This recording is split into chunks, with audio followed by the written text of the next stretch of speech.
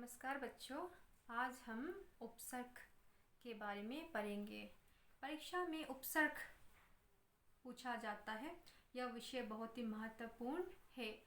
आपको परीक्षा में 2 या 1 मार्क का जरूर ही उपसर्ग से संबंधित प्रश्न आता ही है। व्याकरण की दृष्टि से ये बहुत ही महत्वपूर्ण है बच्चों। तब सबसे पहले उपसर्ग के बारे में जानते हैं। उपसर्ग की परिभाषा के बारे में जानेंगे कि उपसर्ग क्या है, उपसर्ग किसे कहते हैं।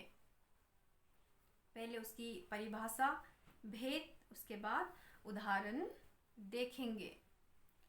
तब उपसर्ग की परिभाषा इस प्रकार है बच्चों। भाषा के वह सार्थक एवं छोटे खंड जो किसी शब्द के आरंभ में लग जाते हैं। आरंभ, स्टार्ट में ऐसे शब्द जो उसके आरंभ में लगते हैं वो एक छोटे से सार्थक एवं छोटे खंड ना, सार्थक है और छोटे खंड है जो कि शब्द के आरंभ यानी कि आगे में लगते हैं एवं उससे मिलकर किसी दूसरे शब्द का निर्माण कर देते हैं ना, और उससे मिलकर वो दूसरा ही अर्थ, दूसरा ही शब्द का क्या करते, निर्माण करते, दूसरा ही शब्द वो बना देते हैं। उपसर्ग शब्द का अर्थ होता है समीप आकर नया शब्द बनाना। समीप, सामने आकर दो क्या मिलना बच्चों, एक शब्द जिसे हम मूल शब्द जो पूरा अर्थ देता है, सार्थक अर्थ देता है, उसे हम मूल शब्द कहते हैं। और दूसरा ऐसा सार्थक और छोटा खंड आगे लगकर क्या करता है, एक नया शब्द का निर्माण करता है और नया अर्थ देता है। अर्थात यह किसी शब्द साथ लगकर नया शब्द बनाता है। उपसर्ग लगने के बाद शब्द का अर्थ बदल जाता है। अगर आगे उपसर्ग लगे तब वो अर्थ क्या कर देता है, वो शब्द का अर्थ बच्चों बदल देता है, वो दूसरा ही अर्थ देने लगता है। उदाहरण के द्वारा और अच्छी तरह से हम समझेंगे इसे। जैसे कि बच्चों दिया गया है, आप देख सकते हैं पिक्चर में ज्ञानी ना, लेकिन अ लग जाने के बाद वो क्या हुआ, अज्ञानी। अ है बच्चों उपसर्ग जो आगे लगता है ना। ज्ञानी मूल शब्द, अर्थ देता है बच्चों ज्ञानी ना। तो लेकिन जब वो अ लग जाता है आगे तो वो क्या बन जाता है, अज्ञानी, अर्थ बदल जाता है। शांति, लेकिन अ लगने के साथ वो अशांति हो जाता है। देख सकते हैं बच्चों वो पूरा अर्थ ही बदल देता है जब आगे उपसर्ग लगता है, अर्थ अलग ही हो जाता है। ज्ञानी मूल शब्द पूरा अर्थ दे रहा है वो, लेकिन अ क्या है, अ कुछ अर्थ नहीं दे रहा है। वो अकेले में कभी भी इसका अ का प्रयोग नहीं किया जाता है, सिर्फ अ का प्रयोग नहीं किया जाता है। ज्ञानी मूल शब्द है, अगर वो उपसर्ग आगे लगता है तब वो बन जाता है अज्ञानी। उपसर्ग लगने के बाद वो और अर्थ क्या करता है, वो अर्थ दूसरा ही वो दे देता है। उसी प्रकार शांति के साथ लगता है अशांति, यानी कि वो अर्थ को पूरा बदल देता है और नया शब्द बनाता है बच्चों। तब आगे देखते हैं उसके बाद उपसर्ग 4 तरह के होते हैं बच्चों। उपसर्ग, संस्कृत उपसर्ग, एक हिंदी उपसर्ग, अरबी या फिर उर्दू कह सकते हैं उपसर्ग, अंग्रेजी उपसर्ग। ये 4 उपसर्ग के बारे में अभी हम देखेंगे। ये है उपसर्ग अति ना, इसका अर्थ अति का, ये अति उपसर्ग का अर्थ होता है अधिक। उसके बाद होता है ये इस्तेमाल करने से अत्यधिक, अत्यंत, अतिरिक्त, अतिशय। अधि, अधि का अर्थ होता है बच्चों, उसका अर्थ श्रेष्ठ या ऊपर। इससे या लगने से उपसर्ग बनता है अधिपति। आगे अधि लगाए देखिए बच्चों, अधिनायक, अधिकार। अनु, जो कि संस्कृत का उपसर्ग है, उसका मतलब है समान या पीछे। अनु लगने के बाद अनुसार, सार हुआ मूल शब्द, आगे लगा अनु। अनुशासन उसी प्रकार है, अनुचर, अनुकरण। अप का अर्थ है बच्चों, ये उपसर्ग का अर्थ है हीन या बुरा। अपकार, अपमान, अपयश। उसी प्रकार अभी का अर्थ होता है बच्चों पास या सामने या चारों ओर। यह लगने के बाद यह शब्द बनता है अभी, उपसर्ग लगने के बाद अभिनय, अभिषेक, अभिमुख और अभियान। उसके बाद आगे है औ। औ का अर्थ होता है नीच या हीन। इससे अवतार, अवनति, अवतरण, अवगुण यह सब शब्द बनते हैं उपसर्ग लगने के बाद। और यह सब क्या उपसर्ग है बच्चों? संस्कृत के उपसर्ग है। तब आगे देखेंगे। और नी का अर्थ होता है नीचे, निषेध, अधिकता। उपसर्ग ये लगने के बाद ये शब्द बना निषेध, नियोग, निपात, निवारण। परा इसका अर्थ होता है पीछे या उल्टा। यह लगने के बाद यह सब शब्द बने पराभव, पराजय, पराक्रम, परामर्श। परि आसपास या चारों ओर, परिमाण, परिपूर्ण, परिक्रमा, परिजन। प्र का अर्थ होता है आगे या अधिक। प्रस्थान, प्रबल, प्रकृति, प्रख्यात। प्रति यानी कि उल्टा, हर एक, सामने, प्रत्यक्ष, प्रतिकूल, प्रतिक्षण, प्रत्येक। वि का अर्थ होता है विभिन्न या विशेष। वियोग, विलाप, विदेश, विपक्ष। और सम का अर्थ होता है साथ, पूर्ण या उत्तम।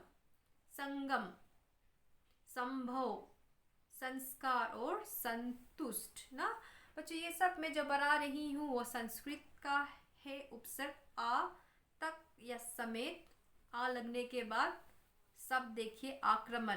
पहले सिर्फ क्रमण था लेकिन आ लगने के बाद हुआ आक्रमण। आरक्षण, जीवन, आ लगने के बाद आ जीवन, अर्थ बदल जाता है बच्चों। आगमन, मतलब ऊपर, श्रेष्ठ, ऊंचा। उत्कर्ष, उत्पत्ति, उत्तम। उद का मतलब भी बच्चों उत्कर्ष या फिर क्या है ऊपर। उत था, उत का अर्थ ऊपर, श्रेष्ठ, ऊंचा। लेकिन ये उद है, उ और द के नीचे हलंत लगा, इसका मतलब उत्कर्ष या ऊपर। उद्भव, उधम। उप निकट, गौण या सदृश्य। उपहार, उपमंत्री, उपवन, उपदेश। दूर, कठिन, बुरा, जैसे कि दुराचार हुआ, दुर्दशा, दुर्जन, दुर्गम।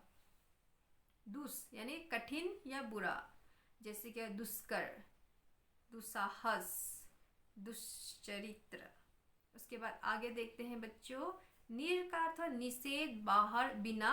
निर्जन, निराकार, निगुण, निरापराध।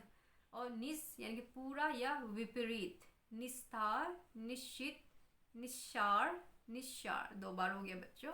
तो ये सब क्या है? शब्द, उपसर्ग से बना हुआ शब्द और उसका अर्थ। तो आगे सु है एक लास्ट संस्कृत उपसर्ग, अधिक या अच्छा। सुगम, सुजन, सुपात्र, सुशिक्षित। क्या है बच्चों? सुशिक्षित है जो सु से लगा हुआ आपका उपसर्ग, जो संस्कृत का उपसर्ग है। या और हिंदी का उपसर्ग अब देखते हैं। अ का मतलब होता है अभाव या निषेध।